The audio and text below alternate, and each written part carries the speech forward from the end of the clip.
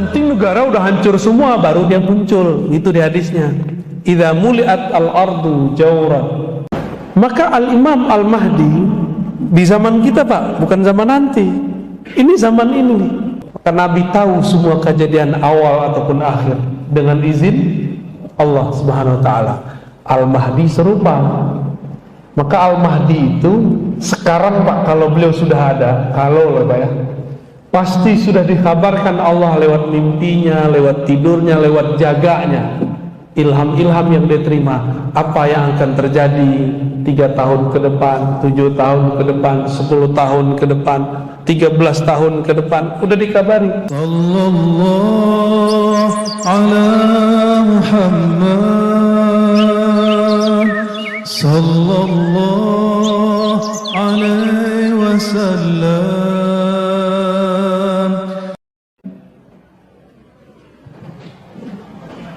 Dalam suatu majlis, kata Sayyidina Huzaifah, riwayat Imam Abu Daud, hadisnya sahih, di Kitabul Fitan, bab tentang fitnah akhir zaman.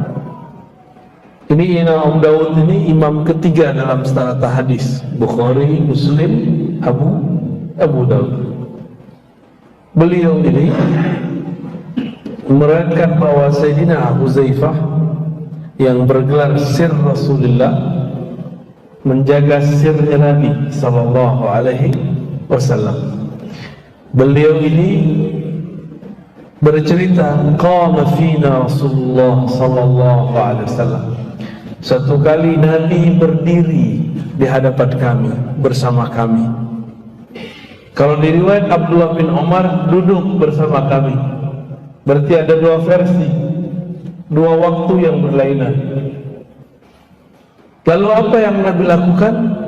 Fahaddasa, Nabi menceritakan apa yang terjadi setelah beliau wafat ini sampai akhir zaman. Panjang lah itu, Pak. Panjang itu lebih dari 1 hari. Di riwayat Imam Bukhari kita menemukan bahwa Nabi sallallahu alaihi wasallam berdiri ba'da subuh, berhentinya zuhur, ba'da zuhur lanjut lagi sampai asar, ba'da asar lanjut lagi sampai maghrib, ba'da maghrib lanjut isya, terus sampai besok. Enggak tidur mereka malam hari. Nabi menurunkan ilmu tentang akhir zaman. Maka ilmu akhir zaman itu salah satu salah satu cabang ilmu terpenting di zaman ini. Jadi salah satu pilar ahlu sunnah. Dulu saya berhenti di bab Islam Imam Ihsan, ternyata di hadis Imam Muslim Nabi ditanya oleh Jibril, mata sa'ah, kapan hari kiamat? Dijawab oleh Nabi, yang ditanya tidak lebih tahu daripada yang bertanya. Terus orang itu bertanya lagi, yaitu Sayyidina Jibril, akhbirni an amaratiha, kabarkan aku mengenai amarat. Apa arti amarat? Alamatnya. Wah, panas sekali, Pak. Lalu Nabi kabarkan. Berarti ilmu yang diturunkan Nabi bukan ilmu mengenai kapan kiamat, ini rumus. Tapi ilmu yang diturunkan Nabi mengenai tanda-tanda kiamat.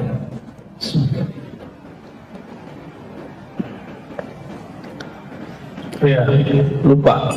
Kita baca Al-Fatihah dulu ya. Semoga Allah membuka hati kalbu kita. Mari kita baca surah Al-Fatihah.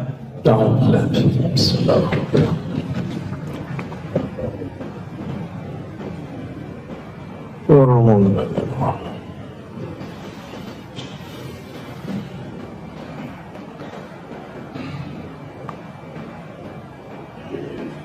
Maka kita tambahkan pilar ahlu sunnah ini, salah satunya mengetahui akhir zaman. Akhir zaman ini kita pecah jadi 2 ilmu. Pertama mengenai pergerakan menyambut akhir zaman. Yang kedua, al-khilafah, kekhalifahan di akhir zaman. Dan saya sudah berulang-ulang mengatakan semua masuk ke dalam alam bawah sadar kita. Dalam hadis Nabi, beliau bersabda, summa yakunu khilafah ala minhajil nubuwah. Lalu nanti akan muncul kekhalifahan yang sesuai dengan manhaj kenabian.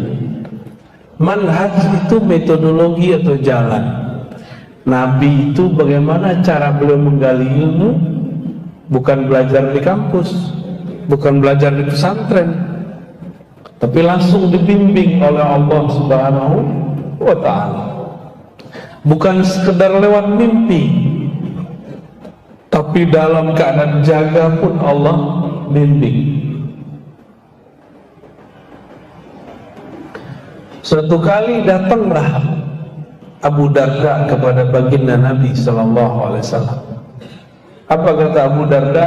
Wahai Rasulullah, mata tadri annaka nabi? Kapan engkau tahu bahwa engkau ini nabi? Wali bisa digituin nggak Pak? Bisa. Apa jawaban Nabi? Nih coba lihat, Nabi itu sudah kenal dengan dirinya di saat orang-orang, anak-anak masih main. Apa kata beliau? Aku tahu bahwa aku seorang Nabi, sadar penuh di saat kami sedang bermain-main, kira-kira umur 5 tahun, 6 tahun atau 7 tahun. Tidak disebutkan dalam hadis itu. Tiba-tiba turun ada makhluk bersayap 2 orang dari langit. Yang satu bertanya kepada yang kedua, hei, emang itu orangnya? Huwa-huwa, kalau bahasa Arabnya huwa-huwa. Kata yang satu lagi, na'am, huwa, dia orangnya. Ya udah, langsung yang pertama terbang menangkap Nabi. Lalu Nabi kemudian dia pangku, dibelah dari sini sampai ke dadanya. Waktu itu Nabi sedang bermain dengan seorang anak. Anak itu adalah putra daripada ibu susunya, Halimah Sa'diyah. Itu beliau masih ingat tuh. Apa kata anaknya ini, anak Halimah? Dia lari ke rumah. Ibunda, ayahanda, ya abati, ya amati,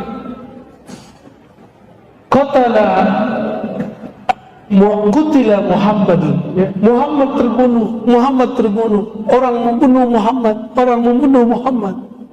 Kenapa? Dia menyaksikan dada Nabi Muhammad dibelah. Ketika ayahanda dari anak ini dan ibundanya datang, Nabi Muhammad udah main pasir lagi Pak. Udah main-main lagi. Anak kecil gimana? Anak kecil biasa kan, anak kecil main pasir, main guling-guling.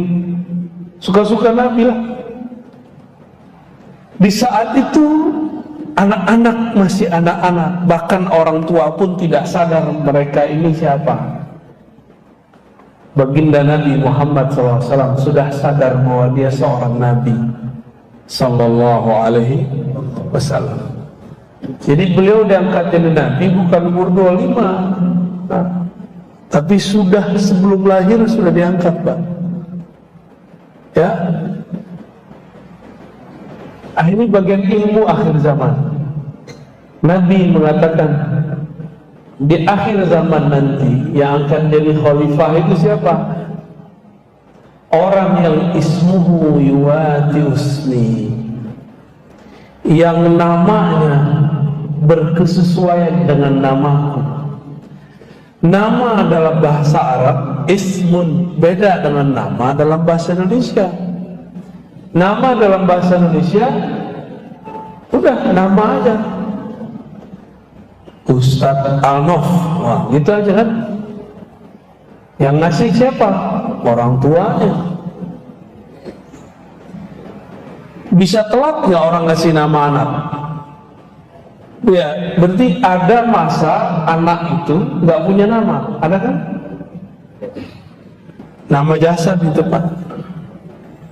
Ada nggak orang yang ganti nama? Ada. Mungkin bapak-bapak ini dulu, karena zaman-zaman SD dulu belum jelas dukcapilnya, bisa 3 kali ganti nama. Sebelum masuk SD namanya apa, pertengahan SD namanya apa, akhir namanya berubah lagi. Karena sudah jadi nama ijazah nggak bisa berubah, bisa 3 kali ganti nama. Bener ya?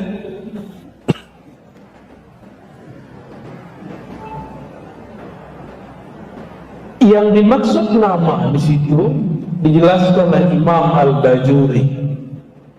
Imam Al-Bajuri ini bukan Bajai Bajuri Pak.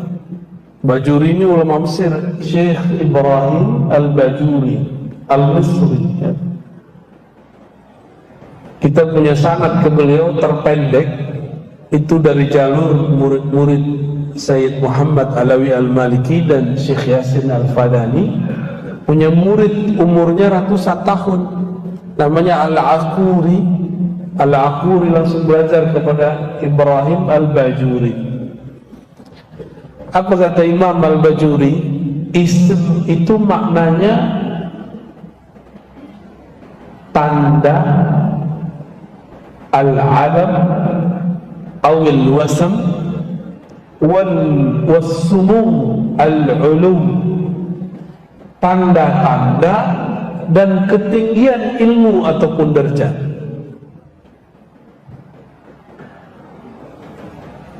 Berarti tanda yang terjadi pada baginda Nabi akan terjadi pada Imam Al-Mahdi.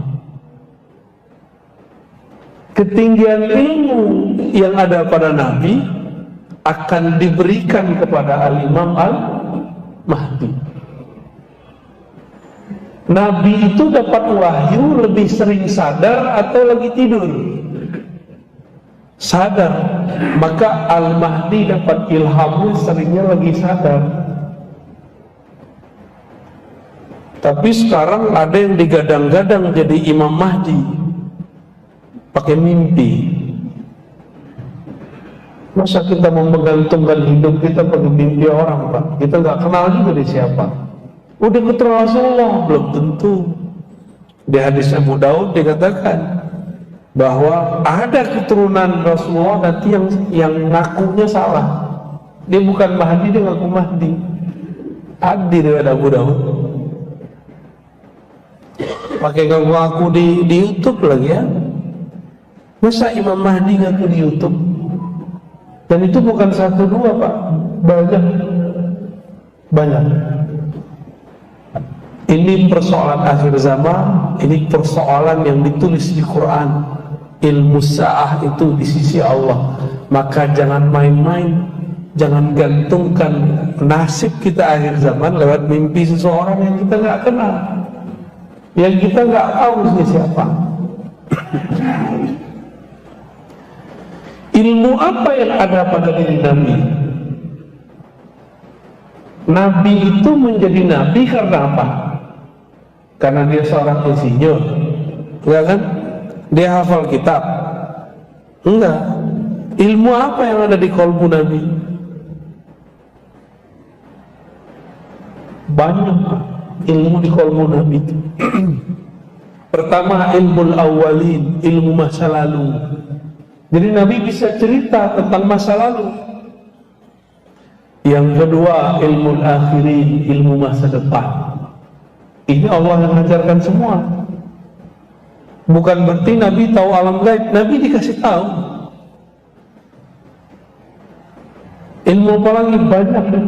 Ini baru beberapa. Kemarin ada yang nanya di kapan Toha Yasin itu nama Rasul bukan? Iya, Toha Yasin. Tapi Toha Yasin itu Pak, itu ada di sir kolbunya Rasulullah Sallallahu Alaihi Wasallam. Berarti Quran itu sirnya Rasulullah Sallallahu Alaihi Wasallam. Maka kepada orang-orang yang menghikmahkan dirinya menghafalkan Quran, jangan berhenti pada hafalan, lanjutkan pada pemahaman. Ya. Nah, ini tentang Imam Al-Mahdi, dan ada yang penting di situ. Kata Al-Mahdi artinya diberi petunjuk. Benar. Yang diguidance oleh Allah Subhanahu wa Ta'ala. Nabi tadi umur berapa? Dibedah 5, 6 atau 7 ya, wallahu a'lam mana yang tepat. Sama, pasti dulu Al-Mahdi itu waktu dia masih kecil, dia dibedah juga dalam keadaan jaga, bukan lagi tidur. Kalau Mahdi palsu ya tidur. Itu Mahdi mimpi namanya. Nabi SAW Allah balutlah dengan sisi-sisi manusiawi. Nabi itu dagang, benar? Dagang ya? Sebelum dagang gembala kurma, gembala apa? Kurma kon gembala.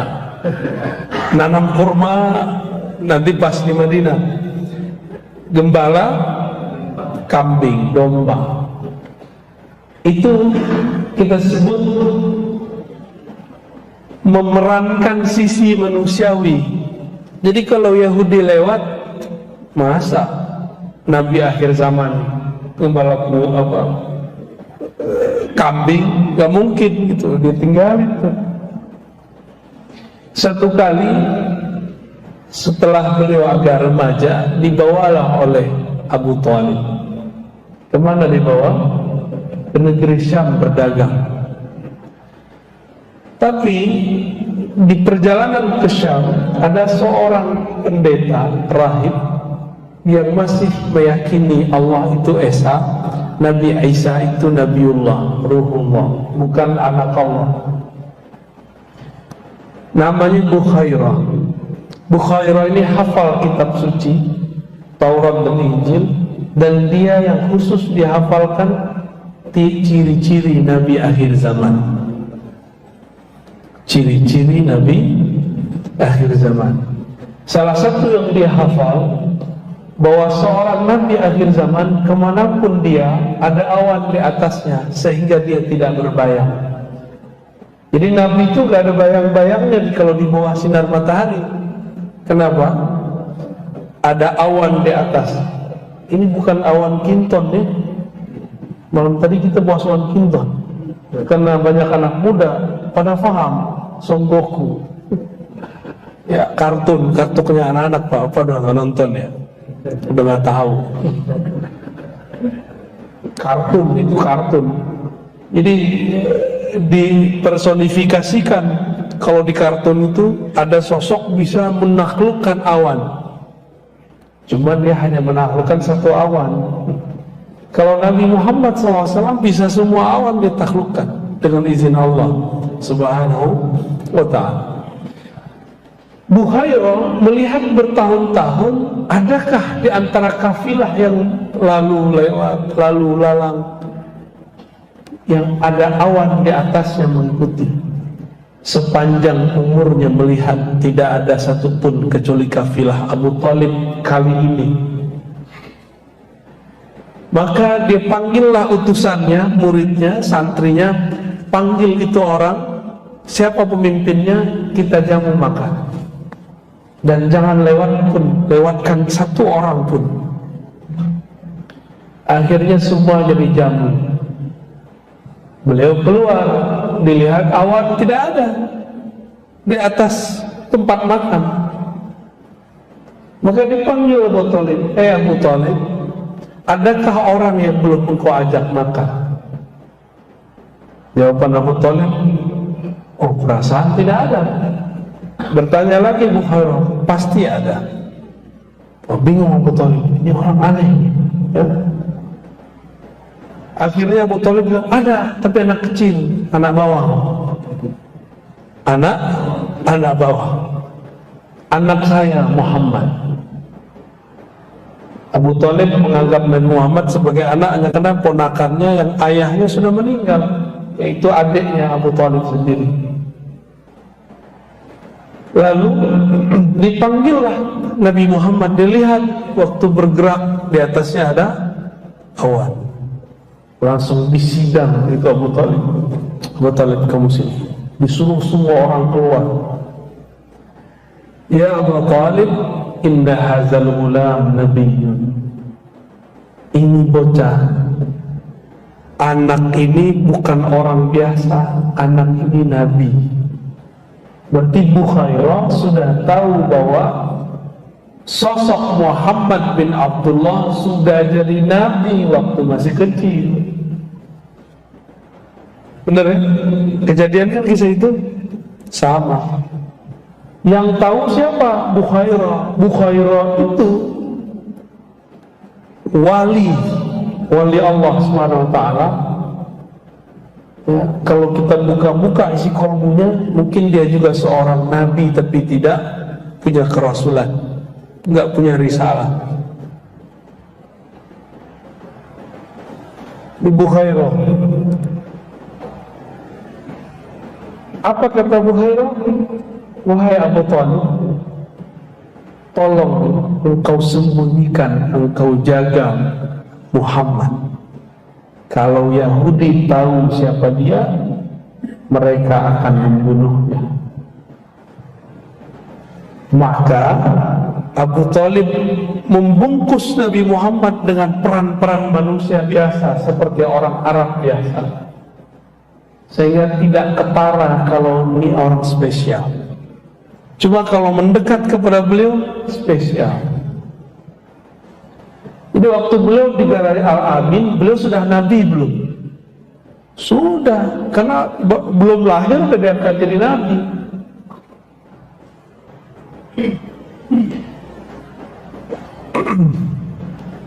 Maka Al-Imam Al-Mahdi di zaman kita, Pak, bukan zaman nanti.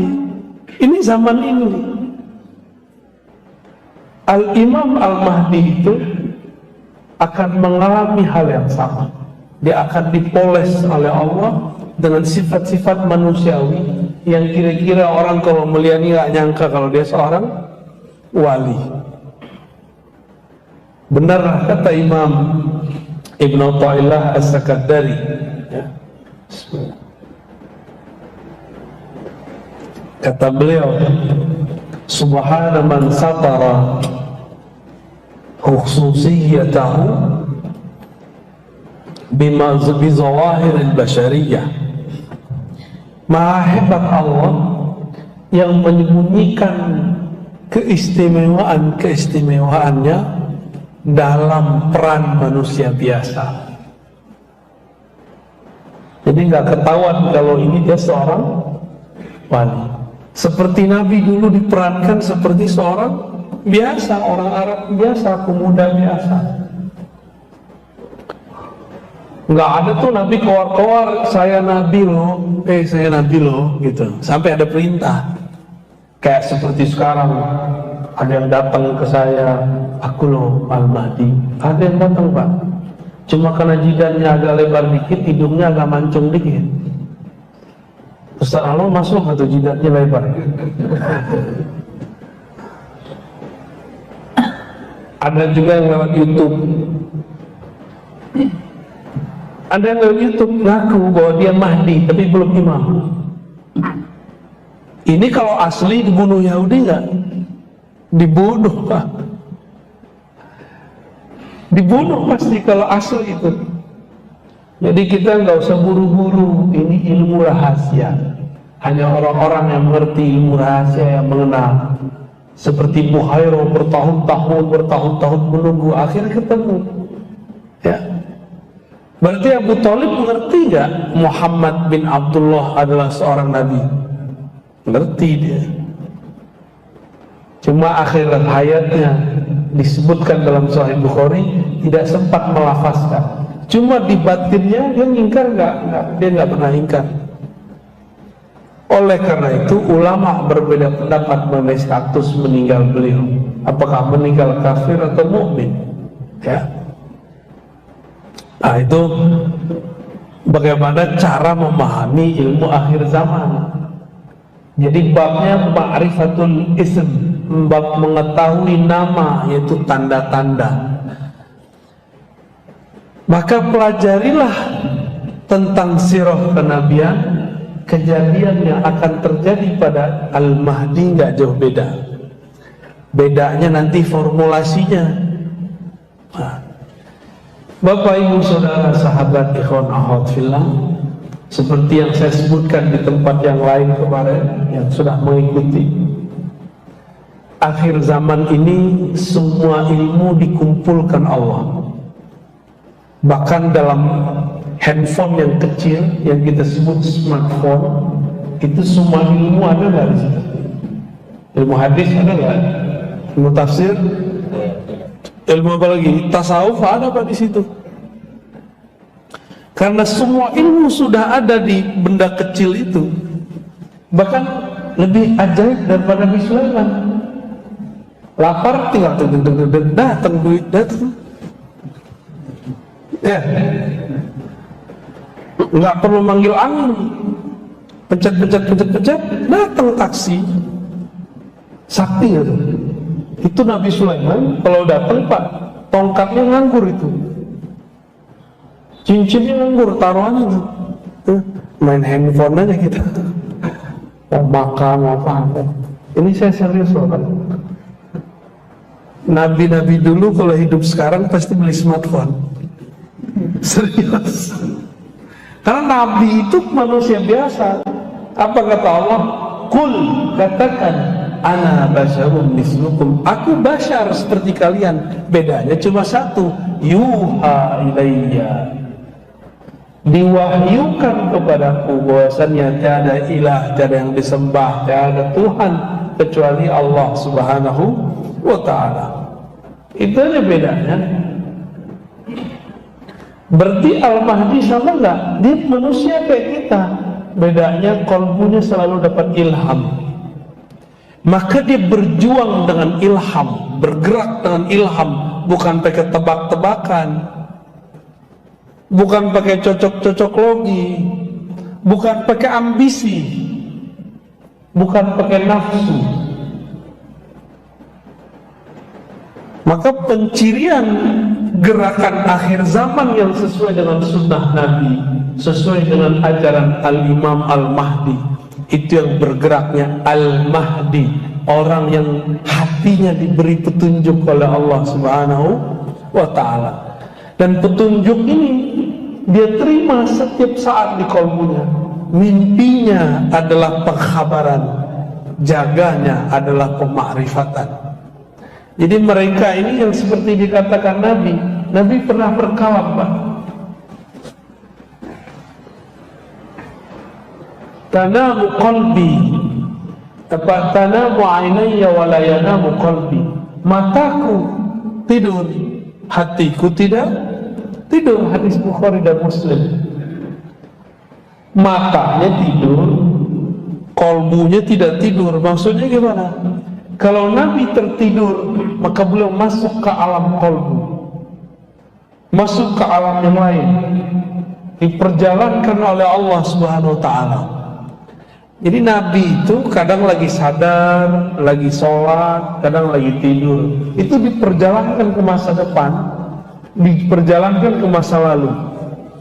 Maka Nabi tahu semua kejadian awal ataupun akhir dengan izin Allah Subhanahu wa ta'ala.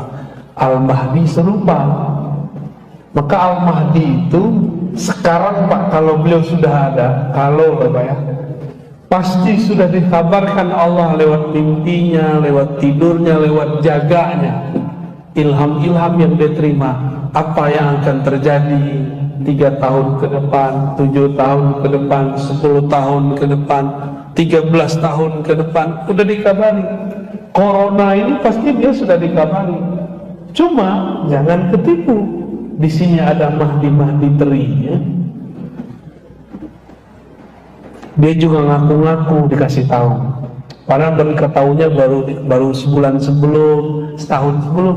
Kalau Al-Mahdi dari kecilnya udah dikasih tahu. Waktu dibedah dadanya oleh malaikat, itu dia sudah kasih tahu langsung semua kejadian itu. Makanya Nabi Muhammad waktu diusir dari Taif, beliau balasnya karena beliau sudah diperlihatkan itu dulu di masa kecilnya. Waktu beliau SAW pergi ke Mekah, ditahan di Hudaybiyah, cuma 10 atau 15 kilo lagi masuk Mekah, ditahan. Beliau berontak nggak? Enggak, karena beliau sudah diperlihatkan oleh Allah Subhanahu wa Ta'ala. Maka gerakan Al-Mahdi itu bukan gelosok-gelosok, bukan gerakan emosional, gerakannya penuh ketenangan, santai, tapi ada kemantapan dalam keyakinan, kuat dalam mental. Manggon mental kuat aja udah susah orang hari ini. Ya, tanyanya para ustadz itu takutnya bukan sama istri, Pak, sama jamaah. Cuma kalau ketemu canda-candanya takut sama istri, mau jadi wali, takut sama istri, itu candanya ustadz tuh. Tapi takutnya para dai itu sama jamaahnya. Takut apa? Takut ditinggal jamaah. Itu mental ustadz tuh harus dibanting gitu. Yang harus takut jamaah sama ustadz atau ustadz sama jamaah? Jamaah yang takut ditinggal ustadznya, jangan ustadz takut ditinggal jamaahnya. Salat suruhnya ntar aja Pak ya. Ngaji lebih afdol atau salat suruh? Serius? Wah, antum lolos.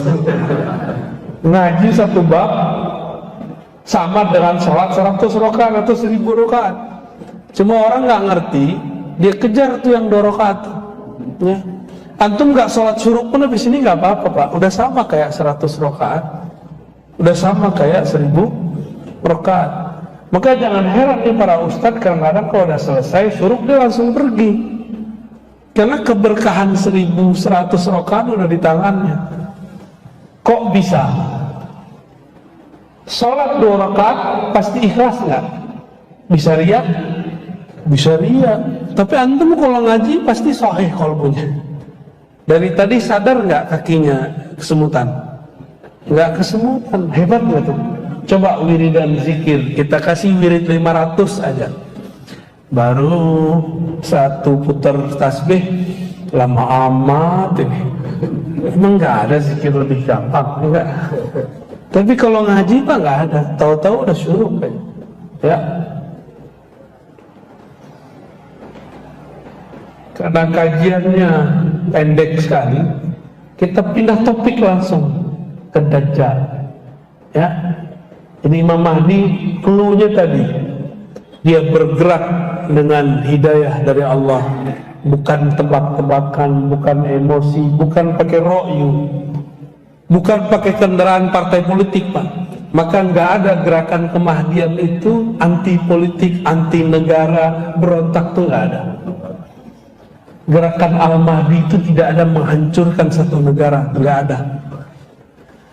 Nanti negara udah hancur semua baru dia muncul, itu di hadisnya. Idza muliat al-ardu jawran, kalau bumi sudah dipenuhi oleh jawran wa zulman, kezoliman, sehingga negara hanya tinggal namanya, batas-batasnya sudah tiada. Di saat itulah Allah izinkan Al-Mahdi muncul. Berarti lewat berontak gak? Maka sekarang jika ada pergerakan memberontak kepada negaranya, itu bukan panji-panji Imam Mahdi. Walaupun di situ ada tentara 313, itu cuma nama 313. Ya, paham maksudnya? Udah mulai paham? Ya, dia sebut tentaranya 313, tapi dia berontak kepada negara yang sah. Walaupun kita pro sama kelompok ini, tapi itu bukan gerakan Al-Mahdiyin. Kenapa? Gerakan Al-Mahdiyin tidak pernah berontak. Nabi pernah berontak gak di waktu di Makkah? Nabi waktu di Madinah pernah menghancurkan Mekah gak? Dihadang, dilarang masuk Mekah, itu pun Nabi ngalah. Maka gerakan Al-Mahdi itu banyak ngalahnya. Sampai datang saatnya terjadilah Futuh Makkah, dibuka Makkah tanpa perang. Disitulah nanti terjadi Baiat Kubra, baiat besar-besaran. Gak tahu tahun kapan Pak, tapi Imam Mahdian sudah dikasih tanggal dan kasih tahun sama dia.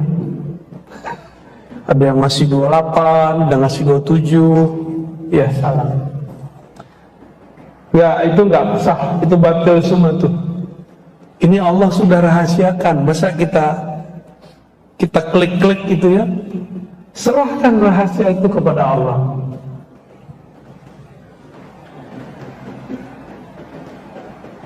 Saya pernah nanya dari awal datang ke sini sampai hari ini, adakah bencana global yang lebih besar sepanjang sejarah dunia melewati corona? Efeknya Pak, efeknya goyang negara, goyang ekonomi, benar ya?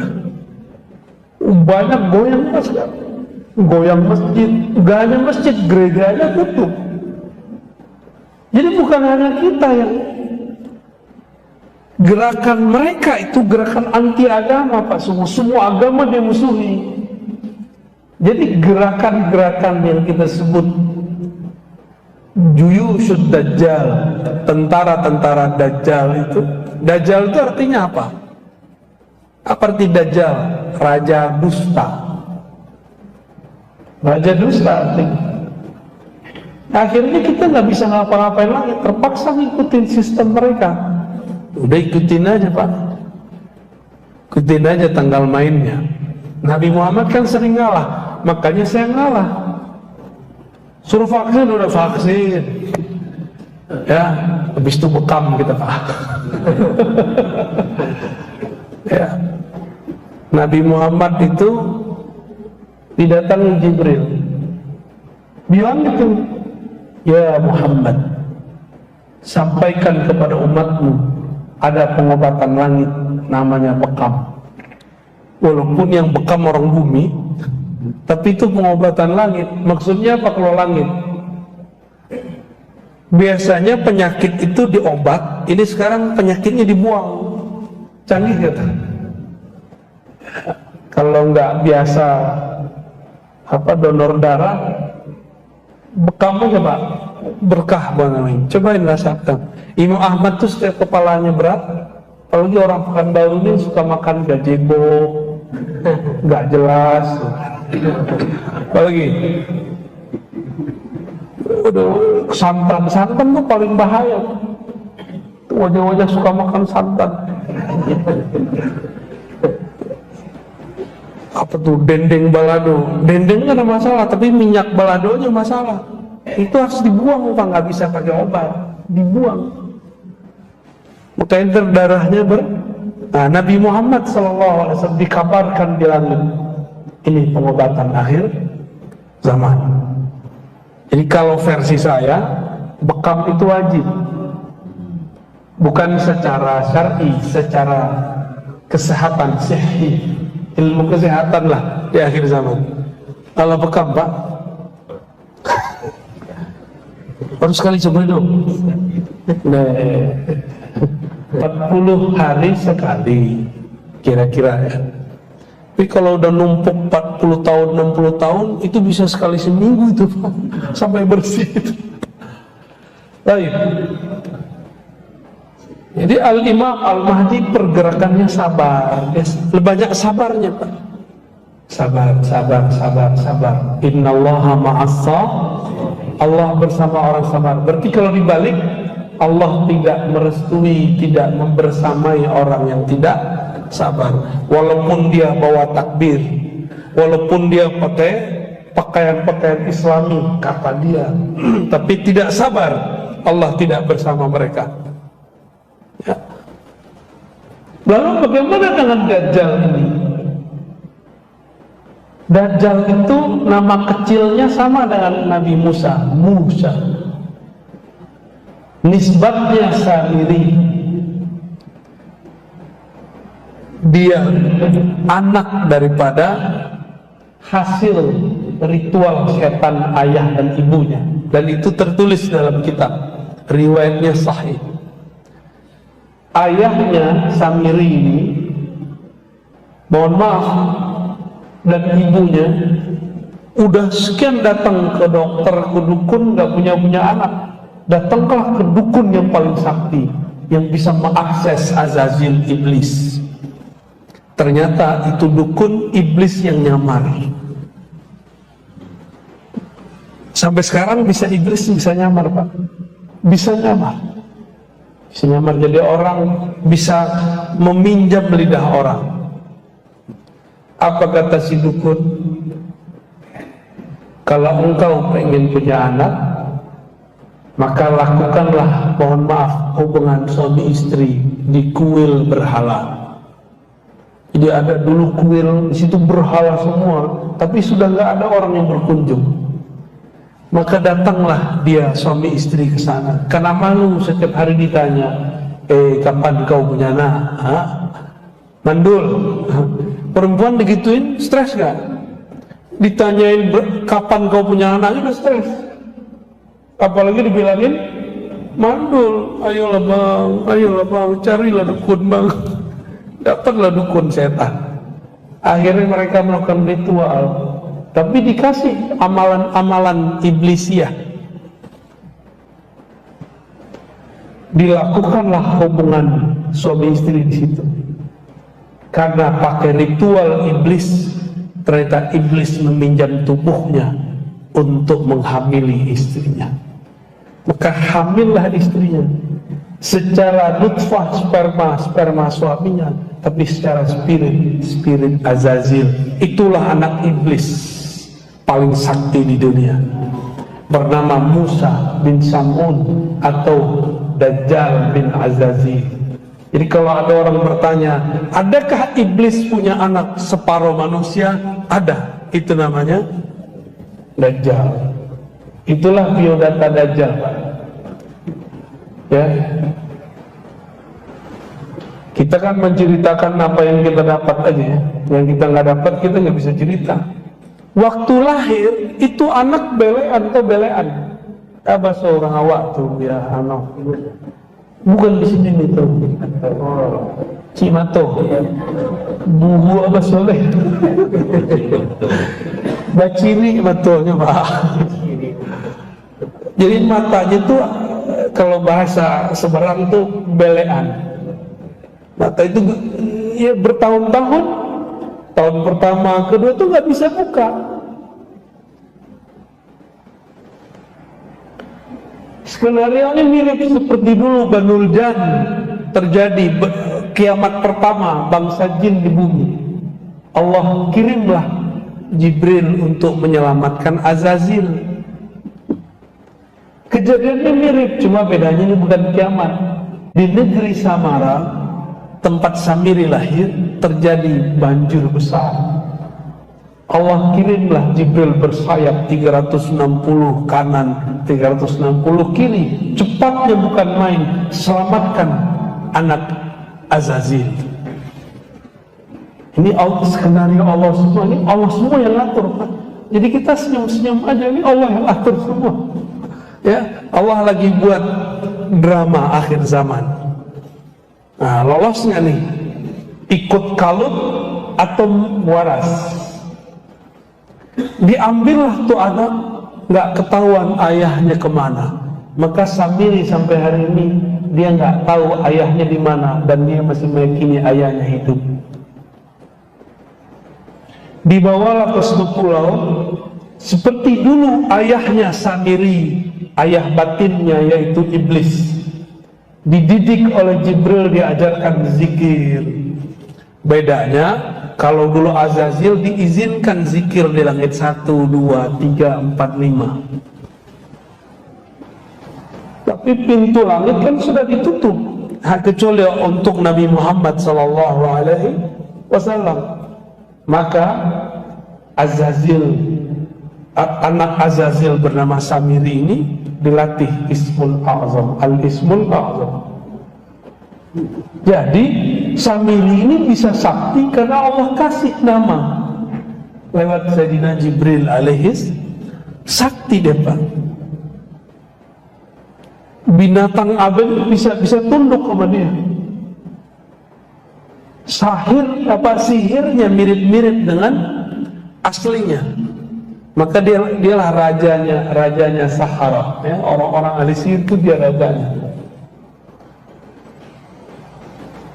Ini kok kayak asik didongengin Pak.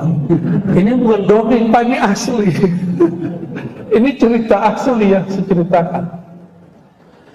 Setelah bertahun-tahun, kira-kira umur 7, 8, 9, 10, kita tidak bisa memastikan di riwayat itu, barulah si Samiri matanya kebuka bagian kiri. Yang kanan sampai sekarang until now masih baciri. Masih ada disambung masih belean Pak sampai sekarang bagian kanan. Jadi bukan seperti yang dibayangkan orang satu mata, itu imajinasi seniman, apalagi matanya di tengah. Itu kalau di Songgoku namanya Pak, kurang tahu dia bawa buku lah nih. Tejinhan dia dong, nggak tahu lah namanya apa tuh. Itu imajinasi Pak. Jadi matanya tetap dua. Itu nanti jadi alamat bagi orang yang paham, karena Samiri ini bisa nyamar jadi muka Habib deh, bisa nyamar jadi muka kiai, nggak kelihatan. Tapi saya melihat dalam beberapa pergerakan itu dia muncul bayang-bayangnya Pak. Matanya mirip. Karena saya pernah bermimpi diizinkan Allah ketemu Dajjal. Entah imajinasi, entah asli. Tapi itu yang saya lihat. Di suatu pulau, persis seperti yang dikatakan hadis.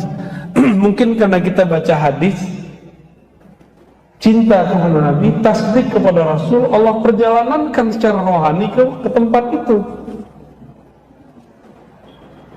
Jadi diizinkan Allah pas saya lihat, tapi dalam mimpi. Itu masalahnya begitu, Bapak nggak usah percaya amat memimpi saya. Cuma bagi saya cukup ini kabar dari Allah Subhanahu wa Ta'ala, karena ada hadis la tabqa minal mubasyarat, kabar gembira. Cuma kabar gembira nggak boleh dijadikan sandaran. Tidak tersisa di akhir zaman kecuali mimpi yang baik. Ini mimpi ketemu Nabi-nya belum ya, ketemu Dajjal, pengikut Dajjal antum ntar. Mimpi ketemu Nabi dulu, banyak-banyakin dulu sholawatnya ya.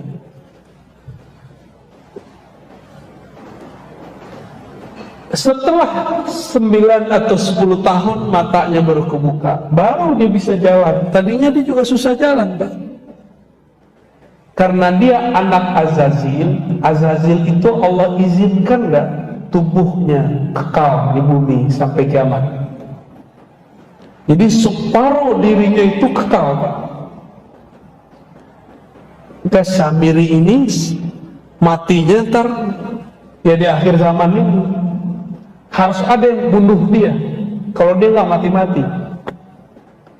Dan yang Allah takdirkan untuk membunuhnya itu adalah Nabiullah Isa. Azazil punya anak tadi Samiri. Samiri itu lahirnya diperkirakan di zaman Nabi Musa atau sebelumnya. Di zaman Nabi Isa berarti dia sudah ada atau belum? Nah, ini kita kasih tahu Pak. Yang membuat konspirasi penyaliban Nabi Isa itu dia orangnya. Dia nyamar jadi seorang santri. Namanya siapa? Yudas Iskariot. Itu dia tuh orangnya. Dia bisa nyamar-nyamar. Bisa nyamar, maka nanti dia bisa nyamar jadi Imam Mahdi Pak. Ini yang saya khawatirkan. Kenapa dia mau bunuh Nabi Isa? Karena dia diberitahu oleh Jibril, nanti nasibmu berakhir di tangan Isa, maka dia ingin merubah takdir. Gimana cara merubah takdir? Jadi usaha merubah takdir itu sudah pernah dilakukan oleh iblis dulu, nggak berhasil. Anaknya coba. Ketika Nabi Isa hendak disalib, Allah selamatkan nggak? Nah, dibuat skenario lain. Kan Allah yang buat dramanya, Allah lah sutradaranya, Allah yang nyusun skenarionya. Suka-suka Allah dong. Tiba-tiba Allah utus siapa untuk menyelamatkan Nabi Isa. Tapi kan gak disebutkan di riwayat siapa yang menyelamatkan Nabi Isa. Itu rahasia. Siapa sebenarnya yang menyelamatkan Nabi Isa? Lalu kemudian Nabi Isa naik ke langit gak? Pintu ke langit di bumi cuma satu, Pak. Baitul Maqdis, bukan Baitul Maqdis tempat Pak Peri kemarin. Di mana itu namanya itu? Pasar Tumpah. Ah, bukan di situ. Itu gak bisa naik langit di situ.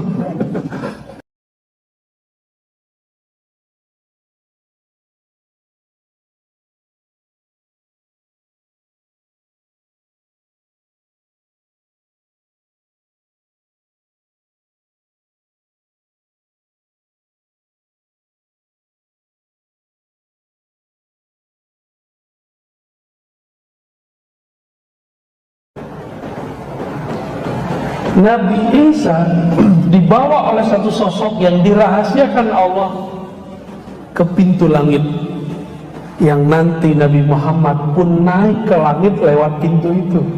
Itu yang disebut Qubbatus Sakhra. Disitulah Nabi Isa naik ke atas, langsung nyampe ke langit kedua. Berarti masih hidup nggak Nabi Isa? Masih hidup. Nabi Isa ini mempertontonkan waktu hidupnya sifat-sifat ilahiyah. Apa contohnya? Ada orang mati dihidupkan. Ambil tanah, tiup. Seperti Allah meniupkan tanah dulu menjadi Nabi Adam. Nabi Isa ambil tanah, tiup jadi burung. Kalau ada orang begitu hari ini, disembah nggak? Disembah pasti. Jadi wajar kenapa kemudian beberapa orang yang tidak mengerti bab tauhid di zaman itu menyembah Nabi Isa. Mereka lupa Nabi Isa sendiri nggak menyembah dirinya, tapi menyembah Allah Subhanahu wa Ta'ala. Nah, bagian akhir, karena sudah 6:30 nih ya. Asik Pak ya di negeri ini ya. Kalau udah tua-tua disuka diceritain juga nih. Ini tuanku aja senang diceritain ulang ya. Karena Nabi Isa dulu tidak menunjukkan syariat yang sempurna. Syariatnya belum selesai, umur 33 sudah diangkat. Maka nanti disempurnakan, turun lagi di masa akhir zaman, disempurnakan dengan syariat paling sempurna, syariat baginda Nabi Muhammad sallallahu alaihi wasallam. Ya. Nanti dapat tugas. Apa tugasnya? Al-Mahdi beri pedang. Ini pedang. Sembelihlah itu sih. Dajjal tuh nggak bisa dibunuh, Pak. Ditusuk, mau dibom nggak mati-mati. Berarti ada suatu rahasia di pedang itu, dan ada kejadian yang melemahkan si Dajjal. Kita nggak tahu rahasianya apa. Jadi udah banyak tuh. Itu perang nanti nggak ada yang pakai pistol, Pak. Nggak ada yang pakai tank. Semuanya pakai kesaktian. Yang nggak sakti baru pakai panah. Yang nggak bisa terbang baru pakai kuda. Jadi nanti antum kalau umur panjang jangan kaget-kaget, nanti orang terbang-terbang. Mau dia tentara Mahdi dia terbang, tentara Dajjal pun ada yang bisa terbang. Yang nggak mengerti ilmu kewalian wali Allah atau wali setan sama-sama tuh, sama-sama sakti. Wali Allah sakti, wali setan sakti. Ya udah main panah-panah aja. Tapi kalau dia mengerti ilmu walayah, Maka sebelum dia memanah, panahnya sudah sampai. Sebelum dia memukul, pukulannya sudah telat. Masa itu masih panjang. Karena ceritanya masih ada 12 pertemuan lagi, kita cukupkan dulu lah sampai di sini.